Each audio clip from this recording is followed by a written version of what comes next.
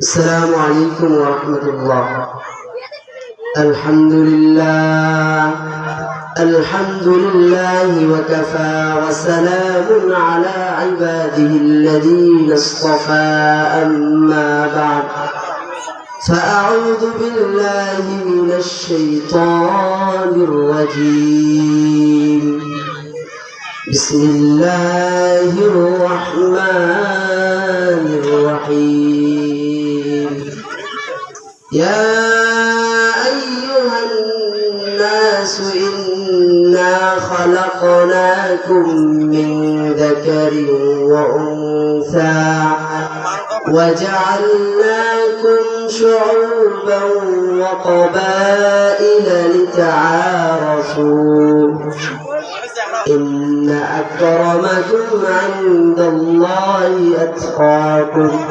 وقال رسول الله صلى الله عليه وسلم: ألا كلكم راع وكلكم مسؤول عن رعيته، أو كما قال عليه الصلاة والسلام.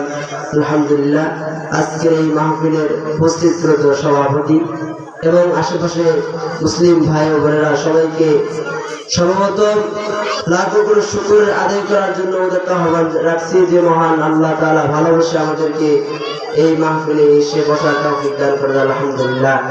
আমি সূরা হুজুরাতের 13 নম্বর আয়াতে কারিমা তেলাওয়াত করেছি।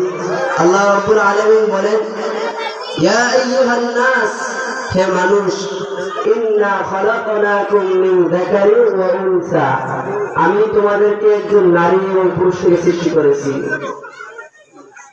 আমাদেরকে সৃষ্টি করেছে একজন নারী এবং পুরুষ থেকে।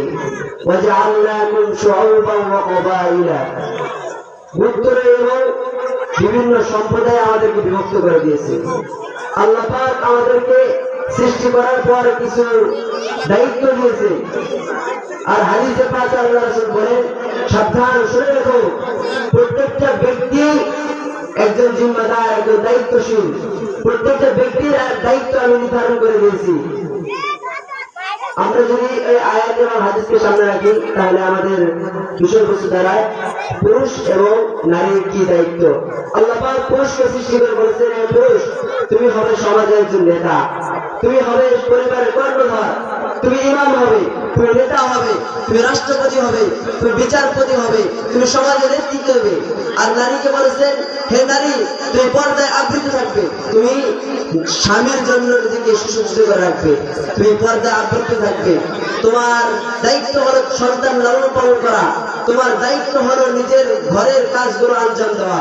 প্রিয় হাজিরিন, আমরা বুঝতে পারলাম নারীর দায়িত্ব হলো ঘরে থাকা, স্বামীর সেবা করা। কিন্তু দেখা যায় বর্তমান সময়ে আমাদের দেশের নারীরা সংসদে দাঁড়ায়, ভোটে দাঁড়ায়, তারা সরকার হয়, তারা দেশে নেতৃত্ব দেয়। এটা তো মহিলাদের কাজ না, এটা হলো পুরুষের কাজ।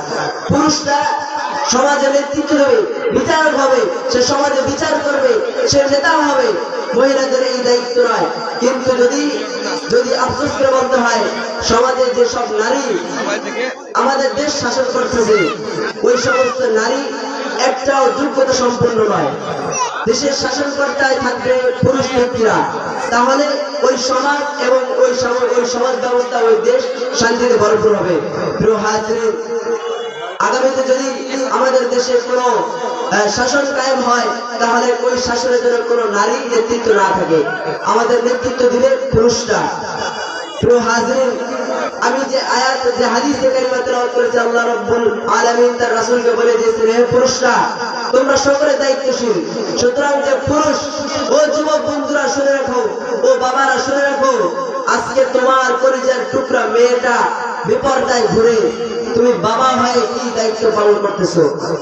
আজকে স্বামী, তোমার স্ত্রী বিপর্দায় ঘুরে নামাজ পড়ে না, তুমি স্বামী হয়ে তার কি দায়িত্ব পালন করতেছো? একটু হিসাব মিলিয়ে দেখো, তোমার দায়িত্ব কতটুকু আর তুমি কি দায়িত্ব পালন করতেছো। প্রিয় হাজিরিন, সময় খুবই সংক্ষিপ্ত। আল্লাহ রাব্বুল আলামিন এই দেশে পুরুষ শাসনের মাধ্যমে আগামীতে আমাদের নেতৃত্ব দেওয়ার তৌফিক দান করুন।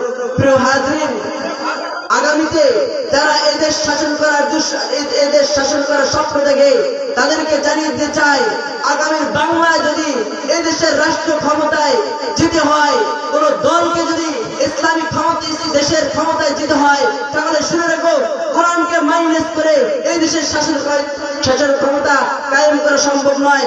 এই দেশে আলেম ওলামাদেরকে মাইনাস করে এই দেশের শাসন ক্ষমতায় টিকে রাখা সম্ভব নয়। প্রিয় হাজরিন, আসো আজকের এই মাহফিল থেকে শুনে যাও, আগামী বাংলায় এই দেশের শাসন ব্যবস্থা হবে ইসলামী শাসন ব্যবস্থা। এই দেশের নেতৃত্ব দেবে আলেম সমাজ, সংসদের বিষয়বস্তু হবে আল্লাহ তাআলার কোরআন। এই কোরআনের বাইরে যত বিচার ব্যবস্থা রয়েছে, যত দুর্নীতি রয়েছে, যত সুদ রয়েছে, যত ঘুষ রয়েছে, ওই সমস্ত নাস্তিকবাদী আইনকে দুলিশ্বাস করে ইসলামী আইন কায়েম করার জন্য সকলকে ঐক্যবদ্ধ হয়ে আমাদেরকে এগিয়ে যেতে হবে। আল্লাহ রাব্বুল আলামিন আগামী বাংলায় আমাদেরকে কোরআন নিয়ে এই দেশ শাসন করার তৌফিক দান করুক। আমিন। ওয়া আখির দাওয়ানা আলহামদুলিল্লাহি রাব্বিল আলামিন। আসসালামু আলাইকুম ওয়া রাহমাতুল্লাহ।